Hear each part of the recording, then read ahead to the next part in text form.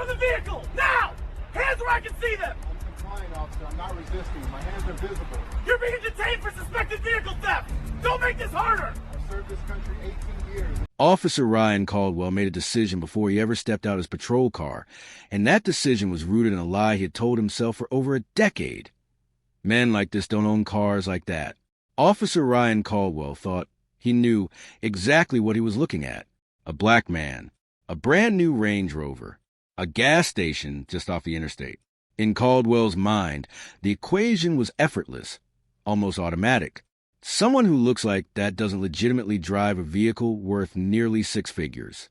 So when an anonymous call came in at 7:43 p.m. reporting a suspicious individual at the Sunoco station who had probably stolen an SUV, Caldwell didn't pause. He didn't ask follow-up questions. He didn't challenge the assumption baked into the call. He didn't consider, even for a moment, that a black man could legally own a $90,000 vehicle. He simply saw what his instincts, shaped by 11 years of unchecked bias, had trained him to see, and he acted. What Caldwell didn't realize, what he couldn't have anticipated in his rush to confirm his own prejudice, was that he was about to make a catastrophic mistake, one that would be preserved in unforgiving clarity. When he pulled into the gas station with his body camera activated, he believed he was about to document another routine stop. Instead, he was about to record the end of his career. The man standing beside the Range Rover, calmly pumping gas, wasn't a car thief. He wasn't a criminal. He was Senior Chief Petty Officer Darnell Jackson, a decorated Navy SEAL with 18 years of active duty service, 3 combat deployments to Afghanistan and Iraq, a Bronze Star with Valor, and a Purple Heart earned while protecting the very freedoms Caldwell was moments away from violating. Darnell Jackson had survived firefights in Kandahar. He had dragged wounded teammates to safety under enemy fire. He had bled for his country, while officers like Caldwell worked safely behind a badge, making assumptions about who belonged and who didn't. And now, on a quiet Saturday evening, standing at a gas pump with the SEAL trident visible on his chest, Darnell was about to face an enemy he never expected to encounter on American soil. What Caldwell couldn't have known, but soon would, was that every second of what followed would be captured in crystal clear detail.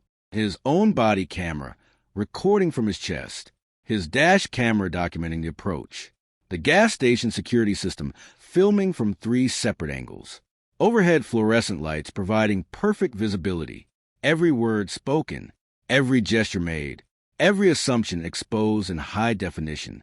That footage would eventually cost Riverside County $14.8 million. But more importantly, it would tear the cover off a pattern of discrimination that had been quietly protected for more than a decade, finally undone by the very technology designed to enforce accountability.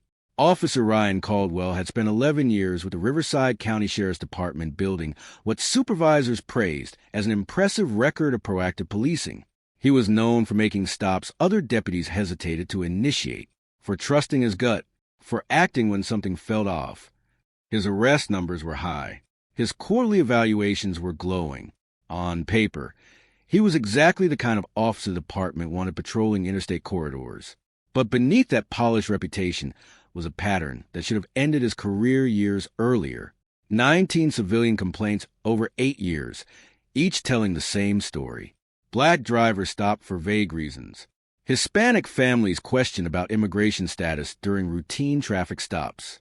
People of color detained, searched, and humiliated based on nothing more than Caldwell's instincts about who belonged in certain vehicles or certain neighborhoods. Every complaint was reviewed by internal affairs. Every complaint was dismissed. Misunderstandings.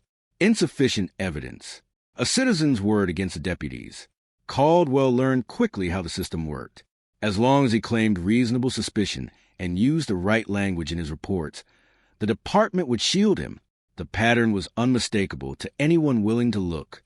In the 4 years leading up to this night alone, Caldwell had conducted 31 stops of black drivers in luxury vehicles.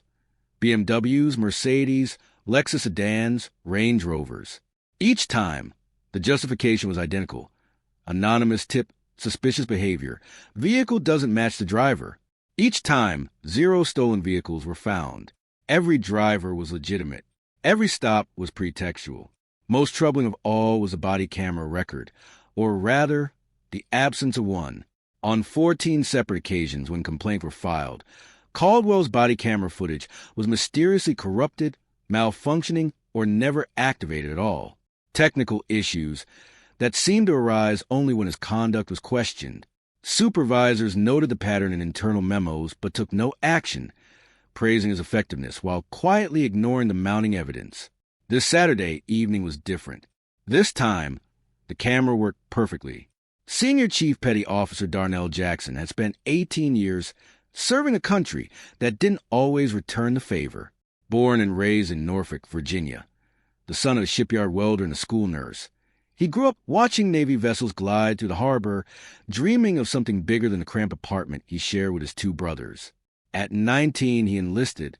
By 22, he earned the Trident, surviving BUD/S training, a program with an 80% attrition rate that breaks men who believe they're unbreakable.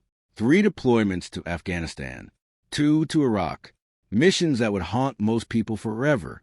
His Bronze Star with Valor came from a mission in Helmand Province, where he carried a wounded teammate nearly 2 miles under sustained enemy fire. His Purple Heart came from shrapnel embedded in his left shoulder, a permanent reminder of a night in Fallujah that claimed 2 of his brothers. Now 42, Darnell was stationed at Naval Base Coronado in San Diego, training the next generation of SEALs. He had recently returned from his final overseas tour and was transitioning into a role that allowed more time with his family. The Range Rover was his reward: 18 years of combat pay, hazard incentives, and discipline savings made tangible. It was a gift to himself, to his wife Regina, an elementary school principal who had held their family together through every deployment, to his children, 14-year-old Marcus Jr. and 11-year-old Destiny, a visible reminder that sacrifice had meaning. Darnell had earned that vehicle with blood, sweat, and service. He had paperwork for every dollar. But to Officer Ryan Caldwell, none of that mattered. To Caldwell, Darnell was just another black man who didn't belong behind the wheel of a luxury SUV. Saturday evening, 7:47 p.m. The California sun dipped below the horizon, streaking the sky with orange and purple as Darnell pulled into the Sunoco station off Interstate 15 in Riverside County, 40 minutes from home, exhausted from a week of training exercises, thinking about dinner, family, maybe catching the end of the Padres game. He pulled up to Pump 3, stepped into the warm air, Navy workout shirt stretched across his shoulders, SEAL Trident clearly visible, dog tags resting against his chest. Anyone paying attention would have recognized him for exactly what he was. Officer Ryan Caldwell wasn't paying attention. The sheriff's cruiser rolled into the lot, unnoticed by Darnell. Caldwell watched from across the pumps, eyes narrowing, an anonymous caller's assumption echoing in his head. His body camera activated, his dash cam rolling, security cameras recording from 3 angles, every camera watching, every detail preserved. The confrontation that followed would change everything. He knew that black men died during traffic stops. He knew that sudden movements could be misread as threats.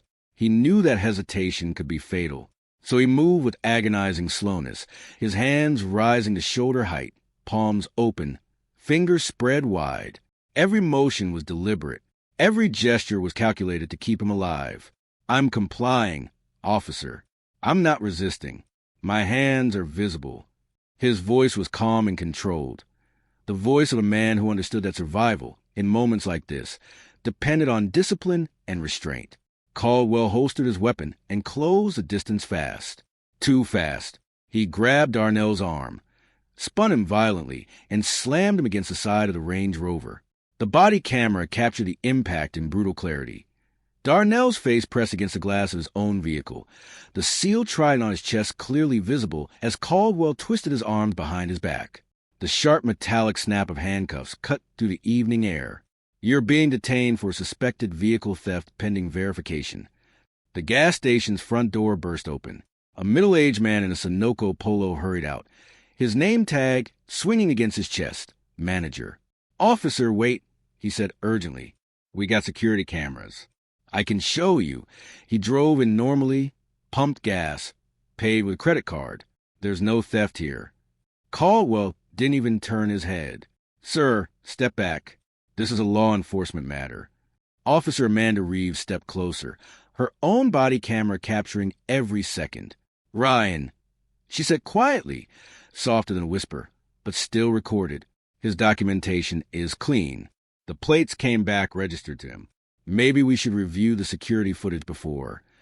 "I've got this handled," Caldwell snapped, cutting her off. "The vehicle doesn't match.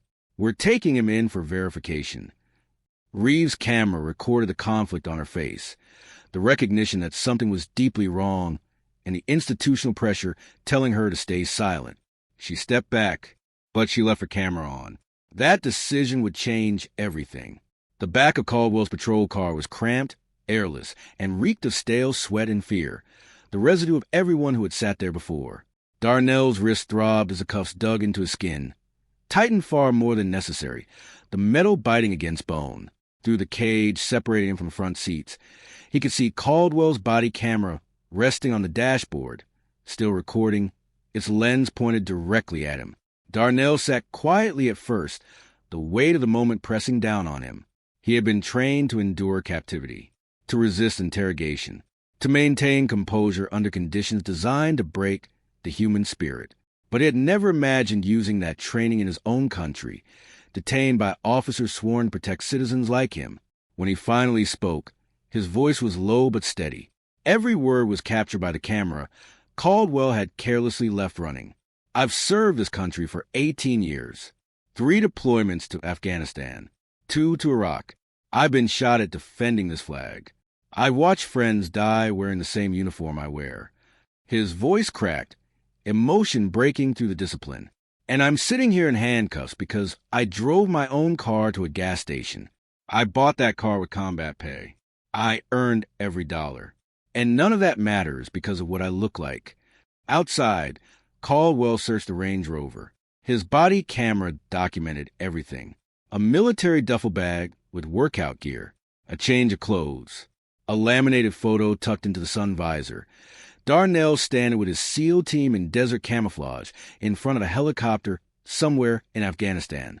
A small case in the center console holding service medals, including a Bronze Star and a Purple Heart. Decorations that should have commanded respect from any American. Nothing illegal, nothing suspicious. Nothing but the personal belongings of a decorated war hero whose only mistake was being black while driving a luxury vehicle. From the patrol car, Darnell heard a phone ringing. His phone, still sitting in the Range Rover's cup holder. Through the window, he saw Caldwell glance at the screen. The name Regina flashed again and again. His wife. Caldwell silenced the call and continued searching. The phone rang again. And again. Each unanswered ring was another minute of fear for a military spouse who knew too well what it meant when her husband didn't come home. The Riverside County Sheriff's Station was a squat concrete building washed in buzzing fluorescent light and steeped in institutional indifference. Darnell sat handcuffed in a holding area, watching officers pass without meeting his eyes. The clock on the wall read 8:52 p.m. He would stare at that clock for hours. The verification Caldwell insisted on took exactly 20 minutes. A single DMV call confirmed the Range Rover's registration. NCIC showed no stolen vehicle reports. Darnell's license was valid. No warrants. No flags. Then came the military verification. When the desk sergeant ran Darnell's information through DRS, he straightened in his chair. Senior Chief Petty Officer, Naval Special Warfare, 18 years of service. Bronze Star with Valor, Purple Heart, multiple combat deployments. Security clearance higher than most people in the building would ever hold. 20 minutes later, the phone rang again. Captain Robert Vance, commanding officer of Naval Special Warfare Group 1, was on the line. His voice was cold, controlled, and furious. "You have one of my senior chiefs in custody. Senior Chief Jackson is a decorated combat veteran with an impeccable record. I want him released immediately, and I want a full explanation for why he was arrested while driving his own legally registered vehicle." The sergeant's face went pale. Despite everything, despite verification, despite the call from command, Darnell remained in custody for 3 hours. Paperwork delays, they said. Bureaucracy. When he was finally released at 10:47 p.m., No charges were filed. No apology was offered. Caldwell was nowhere to be seen. His report told a sanitized lie. The body camera footage told the truth. Darnell didn't sleep that night. By Monday morning, he was sitting in the JAG office at Naval Base Coronado. One phone call later, he was referred to Vanessa Okonkwo. When she watched the footage, her expression hardened. "This isn't just your case," she said. "This is a pattern, and we're going to prove it." What followed would dismantle a career, expose a department, and change policy across an entire county. And it all started because one officer decided that a black man didn't belong in a nice car.